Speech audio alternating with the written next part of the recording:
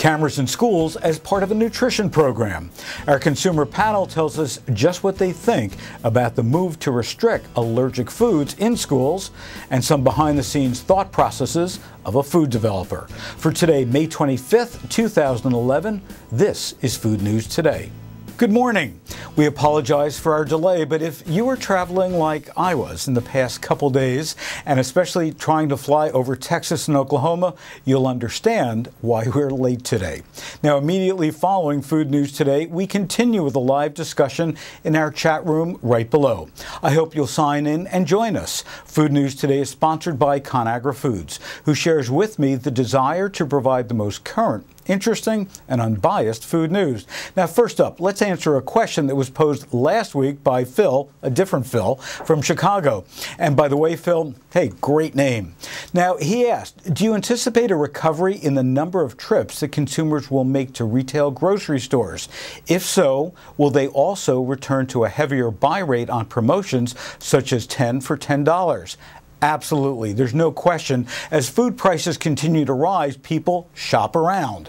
And especially as retailers have been very hesitant to increase those prices, we expect to see a lot more retailer ads that focus on price. So the price wars are about to begin. In our nutrition story this morning, we head to Texas, where I've spent a lot of time on the tarmac, to take a look at 5 schools' serious attempt to curb portion size and improve student lunch with a camera. Welcome to the calorie camera. Now, picture yourself back in grade school and then lining up for lunch, then walking down the cafeteria line while the lunch ladies portion out your meal, and then you head to the checkout. Wait, stop right there. And take a big smile now. Your lunch is now on camera. 5 San Antonio elementary schools are installing cameras to take photos of kids' lunch, one from above and the other from tray level, to see how high those mashed potatoes are piled up and to calculate the caloric and nutrition content of the meal. Now, this is part of a $2 million research project that's funded by a United States Department of Agriculture grant. Wait, that's not all. Now, when the students return their trays to dispose of the leftovers, you know it's coming, there's another set of cameras that measure what you've left on the plate. Final photos in order to analyze the calories and values of 128 other nutrients for the same that the actual student ate. Now, the program identifies foods by measuring size, shape, color, and density. The project is planned to roll out for the 2012-2013 school year and is an attempt to try and reduce obesity and improve eating habits. Of course, parents are required to give consent and will receive the data themselves for their children, with the hope that their eating habits at home can also change once moms and dads see what their kids are actually choosing in school. The data will also be used to study what foods children are likely to choose and how much that they're eating. The database already includes about 7,500 different foods. The research program is starting off in selected poor minority campuses where obesity rates and diabetes risk are higher. The researchers do warn that obesity is not always the result of kids eating too many calories. In fact, a previous study by Social and Health Research Center reported that 44% of the participating children consume calories below the daily minimum requirements, but nearly 1/3 were still obese. We now head across that big pond to Oxford to chat over Skype with Charles Spence, an experimental psychologist at the University of Oxford's Cross-Modal Research Laboratory, about just how our senses influence our food purchase decisions and how brands are using those influences to change just what we buy. Charles, I know this isn't about food, but I wonder, you know, Harley-Davidson a few years ago actually sued another motorcycle maker for emulating the sound of the Harley-Davidson in their product. How important is sound when it comes to our foods? Absolutely. It's, I mean, in a way, so the Harley-Davidson case, I guess, was back in 1998, and I guess they lost it in the end, if I remember my reading of the legal matters. But I think what happens in the car or motorcycle sector, they have far more money. These cars and motorcycles cost so much more than anything you can buy in the supermarket, and hence they have far more money for research. But I see percolating down things that you saw 10 years ago, 20 years ago in car design, thinking about how important smell was to that first impression of a new car, how important just the sound is when you sort of tap the dashboard. If you're trying to say, will I buy this car or not? How much quality is it? The sound of the car door closing, the sound when you tap the dashboard, all those are key elements in the consumer decision to purchase a very high-end product. And I think those same sorts of sensory cues we're now realizing are equally important on a more daily level purchases in the supermarket. And what I see is a lot of companies saying, okay, we now want to do multisensory packaging. We want to engage with as many of the consumer's senses as possible. We don't want just to give them the signature color. We want the signature shape for our bottle or container.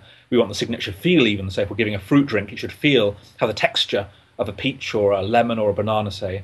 We want plastics that sort of emit a fragrance on the shelf to try and draw people's attention in that way. So we want to bring all those sensory cues in. We want the sound, a signature sound of opening. It could be a Snapple bottle, a sort of pop. You could tell it's a Snapple even if you can't see it.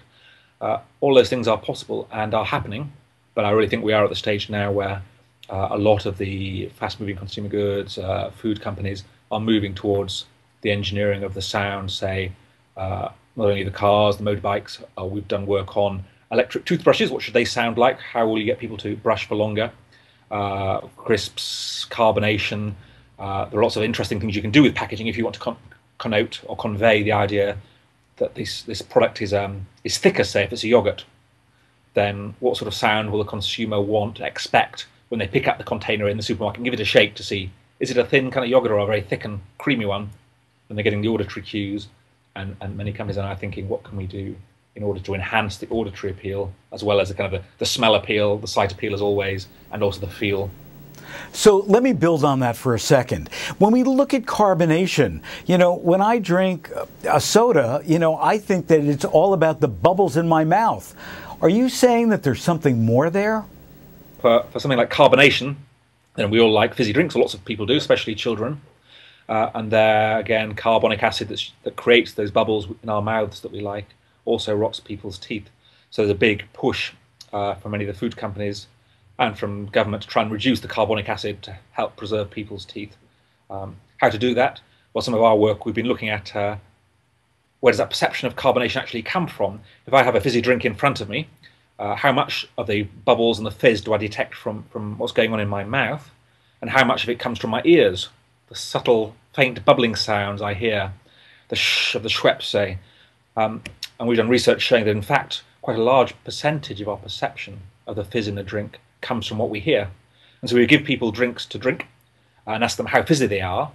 We can, again, create the illusion of fizziness by playing with the sound that they hear. And hence I know of a number of packaging companies now who are thinking, well, we know what sound would be the perfect sound of fizz in this drink or that drink. Can we, as packaging engineers, think about how we change the design of the can of the bottle? Do we create a whole new packaging shape, one of whose purposes is specifically to amplify those sorts of sounds and suppress the other ones, and by that way kind of deliver either a drink that's fizzier than ever before, or more likely a drink that the consumer perceives as being as fizzy as always, but in fact some of those unhealthy ingredients have been dropped down. Our discussion with Charles continues next week. We will then focus on how his research could have a substantial effect on the foods that we choose and our nation's health. There's been a recent controversy in the news about food restrictions in schools designed to protect kids with food allergies. Now, according to the Centers for Disease Control, an estimated 3 million children in the U.S. suffer from a food allergy. And for some children, food allergies can be life-threatening. The CDC says that food allergies in children are on the rise. And with that concern from parents and school officials has heightened because of the recent incidences where food brought in from the outside of the school caused allergic reactions in the children.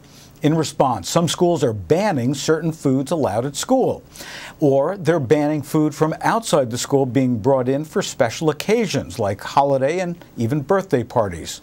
A supermarketguru.com quick poll found that 32% say that they're aware of schools in their area that are placing these types of food limitations in the schools, and the survey results suggest that many parents don't feel like it's fair to restrict what children can bring to school in their lunch boxes. When asked if they think that the 8 most highly allergenic ingredients in food should be banned from being brought in school lunches, 58% said no. Now, these allergens include eggs, fish, milk, peanuts, shellfish, soy, tree nuts, and wheat. 31% felt it depended on the ingredient. Only 8% answered yes, and the remaining 3% don't know how they feel. For the ones that answered depends on the ingredient, we asked which ingredients they feel should be restricted. The top 3 answers were as follows: 31% peanuts, 18% tree nuts, and 14% shellfish, although I haven't seen a lot of kids bringing lobster for school lunch. One solution that some schools may be testing is having kids with food allergies sit at no sharing tables or peanut-free tables. When we asked our readers about how they felt about this concept, 64% agreed with the practice, 23% did not. An extremely important step in preventing food allergy attacks is reading labels carefully for the ingredients that can be potentially harmful. We also asked our consumer panel if they read labels closely and often enough that they could comply with food allergy restrictions on packaged foods if they needed to. 68%, surprisingly, said yes. 16% said no, and another 16% weren't sure. Even if limitations of food school are placed, the trick is to enforce the rules consistently. We asked our readers if they think this is possible. Hey, 48%, almost half, said no, it wasn't. Support the food allergy awareness movement and get involved with your readers, audiences, and customers, and offer solutions for food and snacks that can be packed in lunches that don't contain the most common highly allergic ingredients. Bakeries can promote birthday and holiday party treats for kids that don't contain nuts or other allergenic ingredients such as wheat, dairy, and egg. Love those gluten-free birthday cakes. It cannot be predicted whether or not children will make mistakes and share foods with each other or eat things that they're not supposed to. Awareness is key in protecting those that do suffer from these dangerous allergies. Now let's head right to our chat and see what's on your mind this week. First up, from Kathy, do you think the food cameras in schools are focusing on the wrong thing? Shouldn't the schools and government, for that matter, focus on making meals more nutrient dense? Kathy, you're absolutely correct. Now, I love technology, as probably all of our viewers and readers know, but I've got to tell you something. The idea of cameras that can actually measure nutrients, I think that's probably a step beyond, and I'd love to see what the error factor is from that computer program. But you're right, just taking pictures isn't enough. What we need to do is learn how to empower kids so that they want to eat healthier foods. And from Joe H., I don't see how the calorie camera will help curb the obesity epidemic. I believe the money would be better spent elsewhere. For example, determining the behavior drivers for the children's eating behavior. Joe, once again, I agree with you and I agree with Kathy on this school lunch program. Keep in mind that this money put to research such as that Charles Spence is doing and focusing on kids, what are the drivers that can actually get kids to want to eat healthy, could be monumental. And in fact, in next week Food News Today, the interview with Charles, we're going to talk about some very surprising factors that they've discovered about the color and even the sounds of some foods, and how adding that to healthier foods could have a huge impact on the health of the nation. So with that, that's the end of our chat for this week. For Food News Today, I'm Phil Lempert. Thanks for joining us. If you have a colleague in retailing, the media, or a blogger who would also like to receive our advanced email, I hope you'll direct them to foodnewstoday.com to sign up. Next week's stories will be in your Tuesday email, and also next week we've got a bit of a surprise and a bit of a contest, so I hope you'll tune in.